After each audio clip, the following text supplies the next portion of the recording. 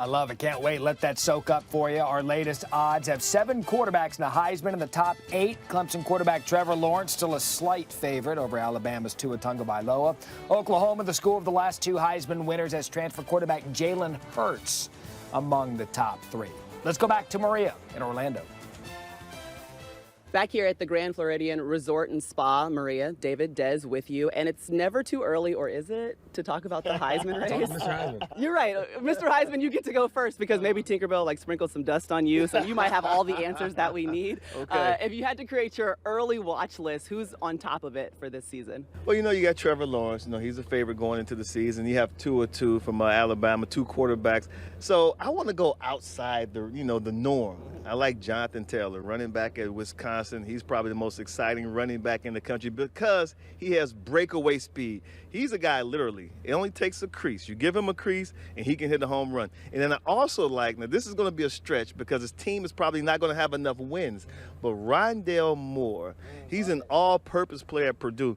This guy right here is probably the most electrifying player in all of college football. He took, in my opinion, college football by storm as a true freshman a year ago. So keep an eye on Rondale Moore at Purdue. And back when there used to be a Heisman where you voted on the best player. Exactly. Before now it become you got to be on a great team to be the best player, which is not how I feel either. But Rondale Moore obviously is one of the most fun players to watch. I think Tua and Trevor obviously demand the spotlight, and their teams are going to be in that position.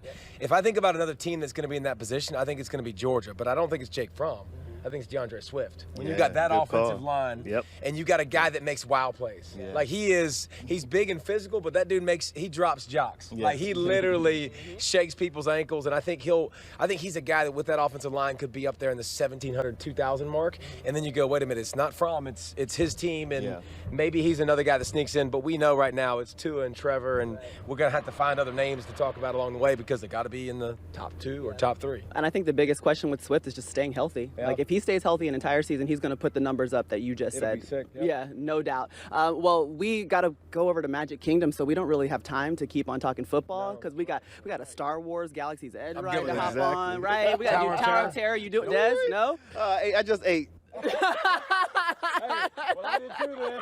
Yeah, we all just ate, so we won't be on Tower of Terror, but we will see you 9 a.m. Eastern from Magic Kingdom. College Game Day is coming to you live for week 0 as we kick off the 150th college football season. Great stuff, guys. Thank you. We go inside Game Day here. Manny Diaz takes us through his unique path to coaching from an ESPN production assistant to his dream job as the head coach of the Man of the U. And we'll have an exclusive look at the documentary focusing on the history of the sport as we kick off the 150th anniversary this season. And Trevor Lawrence, all access with him Saturday morning, a player who's looking to join some of the all-time greats. Peyton Manning's been a guy that I've watched growing up and my favorite player. I mean, he was a freshman starter when he was at Tennessee. Kind of low maintenance. Throw it into the ground. Total control. Knows what's going on. I want to be more like that. Hey, get that shoulder turn, because when you try to do it all at once, that's where you have all that air. Feels like you got to kill it to put him on him. Easy, nice throw right in his chest, all right? Make it easy on him. You're standing back there, kind of waiting. You're waiting. It's on you. You're on your time, so waiting to say hut, and you're kind of looking around. And you're like, man, this is real. Just relaxed. All right, so Trevor Lawrence becomes the second true freshman to lead his team to a national title. Lawrence led the ACC in total QBR, passing touchdowns, and was second in passing yards despite not starting the first 4 games of the season. So here you have one of the most talented true freshmen to play the position that we've ever seen. And McElroy, how is it possible that this player lives up to these expectations based on how we last saw him? It won't be easy because the expectations are astronomical, but I would say most quarterbacks would tell you the biggest leap they make is between year 1 and year 2 as a starter, because most of the time in year 1, you're competing for a job, and that's exactly what Trevor Lawrence was doing at this time last year. He was splitting reps throughout the spring and the summer and fall camp with Kelly Bryant, maybe 50% at most.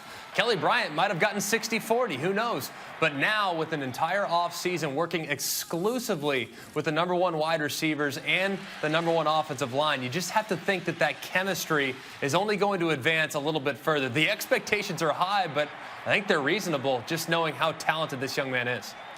Had a chance to call the Clemson spring game and having a chance to sit down with Dabo in his office and talk about what Trevor Lawrence was in the spring. And Dabo was saying he had been so good that he really didn't have a chance to coach him much because he was just on with everything. And then he had a bad day, and Dabo finally got a chance to jump on him. But he's been that good that Dabo hadn't had to do much coaching in this young man. And you could see it in the clips that you showed there, Greg. He's throwing the ball to Ross and Higgins outside. They're 6'6". So you just throw it up there. They can go get it. Rodgers is back. ETN in the backfield. This offense is absolutely loaded, and for a young quarterback to have the confidence in his receivers that he can just throw it up anywhere and know that your 6'6" guy's going to go up and make a play for you and come down with it, that's just going to elevate his game. And I think by the end of the season, he'll definitely be making a trip to New York because not only is he good, but he has great weapons around him. You'd mentioned T. Higgins. He came in at 10th on Mel Kiper's latest big board for NFL draft projections. Scary to think Justin Ross is also a sophomore with Trevor Lawrence. 6 receptions, 153 yards and a touchdown in the national championship game for Ross. You mentioned Dabo Swinney, who came out swinging after it was alluded to that perhaps Alabama was tired in the national championship game. Dabo says, and I quote, "My thing on that is, are you serious? They're tired?" Then you look at Clemson. We won 12 games by 20-plus. Who really challenged Alabama in the SEC? They didn't get challenged by anybody until the Georgia game. People get amnesia. 5, 6, 7 years ago, the rhetoric was that an ACC team is not going to win a national championship because they don't play anybody during the season. So then they get to the postseason and are just not prepared for the bad boys. Well, now they flipped it around, and the only reason we're winning is because we don't play anybody in the ACC. Now, to that point, I'll give you this. The ACC's got one team ranked in the top 20, and it's Clemson. SEC has 6. The argument's there with the rankings. I know it's talking season of the preseason rankings, but McElroy, what do you make of Dabo's comments? Why are we still kind of disrespecting the Tigers? I think Dabo paid someone and planted a reporter out there to ask that question, to create that edge, because everything I've heard about Clemson last year and Clemson this year is just how fantastic they are. But that's not really how Clemson's been built. That's not how Clemson got to this point.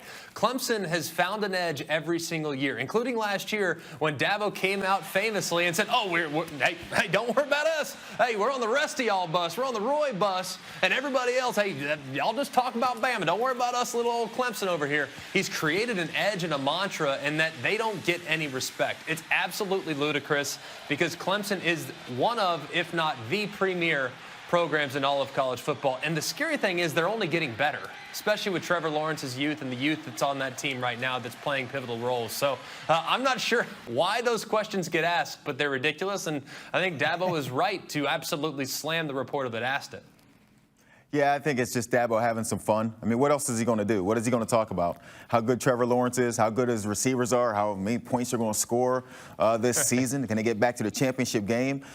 Those are the questions he'll be asked, but then let's try to find something else to talk about. And if you're Clemson, you're looking for an edge, and we've seen Nick Saban do this before, where you jump on a tangent from a reporter, and it's like, he's speaking to his team right now. Like, he's trying to get a message to his team through the media.